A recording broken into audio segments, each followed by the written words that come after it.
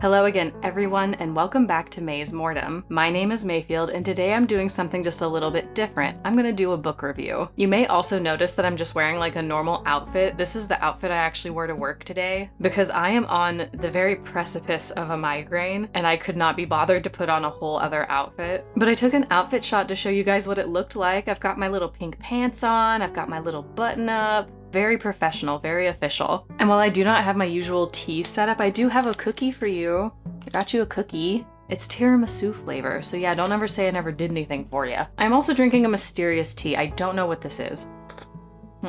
So you're probably wondering by this point, why are we doing this? Like, what compelled me to do a book review? Well, let me catch you up to speed. Allow me to take you back in time with me to maybe like a couple months ago. I was doing some online forbidden window shopping when I came across a website that specialized in selling cult memorabilia. This website had a lot of interesting stuff for sale, like letters from Charles Manson that had his autograph on them. They had dirt from Jonestown, pictures of crime scenes, you name it. But they also happened to have many books from the personal library of the Heaven's Gate cult. Finding these books for sale online was really intriguing, because while most cults do control the information that their members take in, I didn't really consider what kind of publicly available books they would choose from. But you may be wondering, what if these aren't really books from the Heaven's Gate cult? What if this is just a scam? To be honest, I did have those thoughts, but I'm choosing to ignore them because I like having fun. And I'm also extremely curious, of course. The listings looked realistic enough anyways, with stamps of authenticity from somebody important, I'm sure. Also, the website that these pictures were coming from was highly rated, so I guess that's worth like something, right?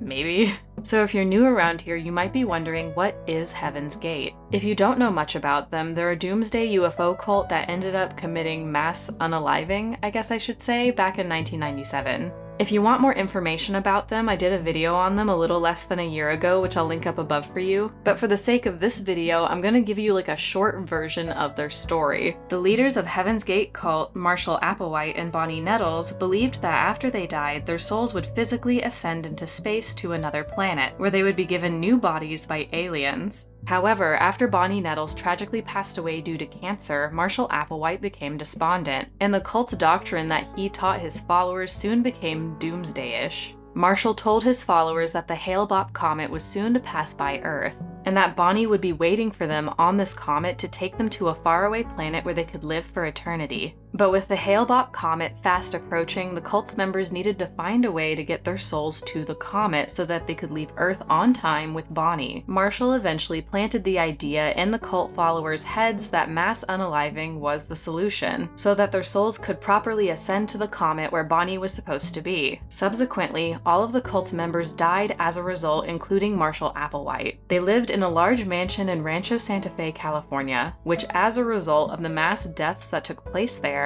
was put up for sale, emptied out, and all of the possessions within the home were put up for auction. So out of all of the pictures that I found online of the Heaven's Gate Estate Library, which book did I manage to buy? Because weirdly enough, some of those books are surprisingly difficult to find. Luckily, I managed to find a copy of this one, the Great Texas Airship Mystery, which I found in my local secondhand bookstore. This book was published in 1991 and was written by a man named Wallace O. Cheriton, right here at the bottom. And I paid $8.49 for it. So this one is not the copy from the Heaven's Gate Library, but I do kind of wish it was. Maybe that would be a fun goal for this channel, get me a book from the Heaven's Gate Library. If you guys would like for me to be able to buy more items from cults and talk about them on my channel, please consider liking this video or subscribing, or both. Oh, and before I forget, here is our spotlighted comment for the week.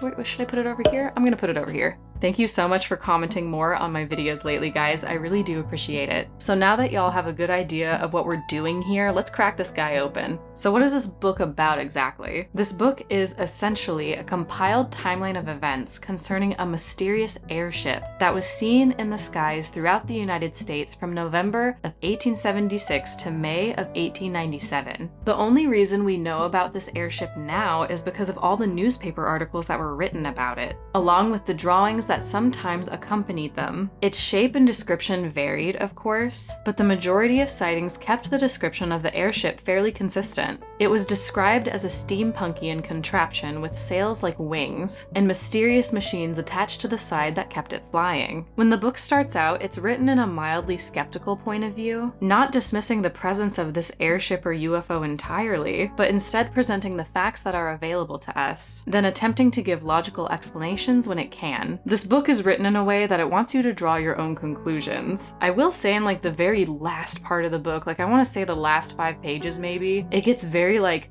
UFOs are real, aliens are real. Well, maybe not the aliens part, but you know what I mean. It's very like, all of this definitely happened. And I don't think, based off what I've read, I don't think all of this happened, but that's just my opinion. But as many times as the supposed airship sightings are explained away in this book, they are also unable to be explained away just as many times, which is very spooky. In the old newspaper articles that Wallace dug up for this book, supposed sightings of this UFO are made by charlatans and reliable citizens alike. The book makes it a point to mention times when 2 people across town who didn't know each other would see this mysterious UFO at the same time. And according to this book, this happens with this UFO more than once in multiple states.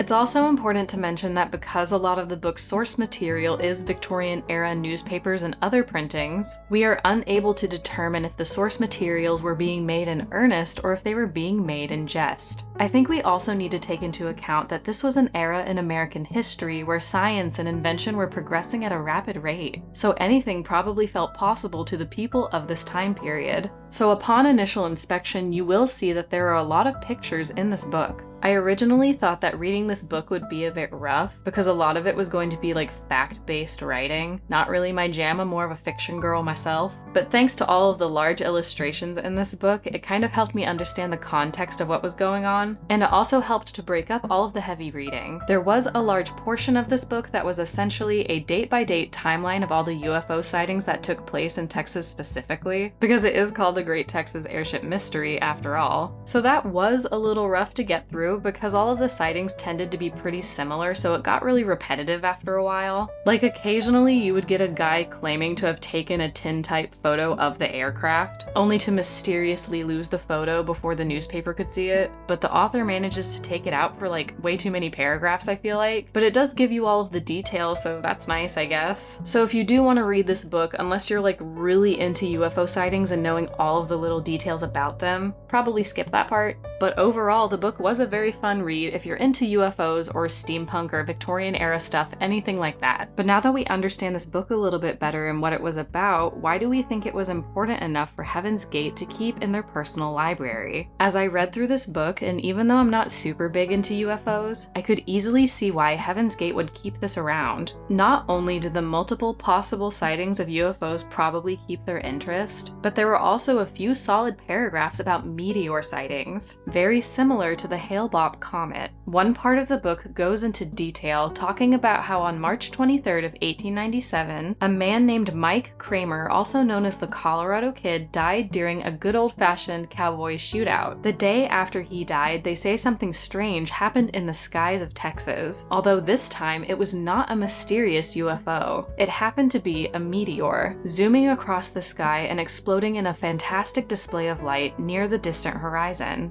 It was described by several people as a bright ball of fire, burning with a bright light in front and leaving a bluish tail in its wake. If I had been a member of the Heaven's Gate cult reading this, I probably would have assumed that the Colorado Kid had ascended to another planet the way that Bonnie and Marshall said they all could, through the use of the comet to get there. I'm heavily speculating all of this, of course, but this passage would have been easy to use as a tool to further indoctrinate the cult's members because it would validate their belief system. This book also describes supposed alien spaceship crashes in detail. There was even one passage that described a funeral held for 2 spacemen who had supposedly died in a UFO crash with their bodies being buried at a North Texas cemetery. And of course, no one can tell us how true that is. This happened back in like the 1940s. But there is a cemetery in rural Texas that still has a plaque showing that the spacemen are still buried there to this day. I feel like the story of the 2 mysterious spacemen crashing in North Texas probably would have been very important to the members of Heaven's Gate, because both Bonnie and Marshall were from Texas. And I believe Marshall even actually went to school in North Texas, if I'm I'm not mistaken. Overall, this book has multiple stories of encounters with this airship, and more than enough evidence of extraterrestrials for the members of Heaven's Gate to draw their inspiration from. This book, to most of us, probably sounds more like fiction than fact.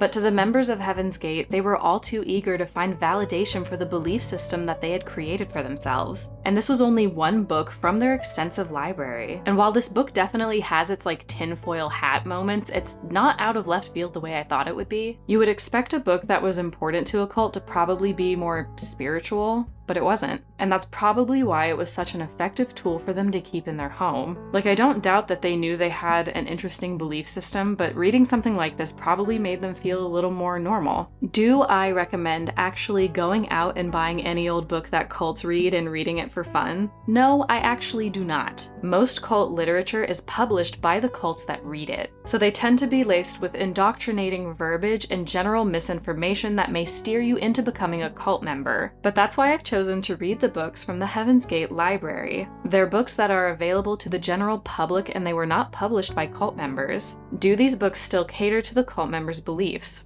Most likely, yes. But Heaven's Gate is no longer active for the most part, so I don't really feel like I'm going to be swayed into joining a UFO cult. To be honest, I set up to film this video 2 months ago and I just never did it until now because I wasn't really sure about how you guys would feel about it. I didn't know if you guys would be interested in a book review, or a little book essay thing here. I don't know how to review books. So if you enjoyed this video, please let me know in the comments below, because personally, I've been looking for more excuses to do some reading. If you liked this video and you liked what you saw, please hit like and subscribe because I'm still just a small YouTuber and it really helps me out a lot. I hope I had enough energy in this video. I tried really hard. I'm gonna go lie down in the dark now. I'll see you again next week, okay guys? Bye. I just looked directly into the light.